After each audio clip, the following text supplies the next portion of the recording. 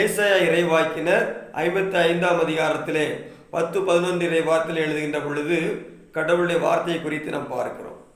எப்படி மழையும் பனியும் வானத்திலிருந்து இறங்கி வந்து முளை அரும்பி வளரச் செய்து விதைப்பவனுக்கு விதையையும் உண்பவனுக்கு உணவையும் கொடுக்காமல் திரும்பி செல்வதில்லையோ, அவ்வாறே ஆண்டவருடைய வாயிலிருந்து புறப்படக்கூடிய வார்த்தையும் இருக்கும். அது எந்த நோக்கத்திற்காக இந்த உலகத்திற்கு அனுப்பப்பட்டதோ அதை நிறைவேற்றாமல் திரும்பி செல்வதில்லை என்று எழுதப்பட்டிருக்கிறது. அப்போ கடவுளிலிருந்து புறப்பட்டு வரக்கூடிய வார்த்தை இந்த உலகத்திற்கு வந்து அது எந்த நோக்கத்திற்காக கடவுள் இந்த உலகத்திற்கு அனுப்பினாரோ அந்த நோக்கத்தை செயல்படுத்தாமல் ஒருபோதும் அது திரும்பி செல்வதில்லை என்று பார்க்கிறோம்.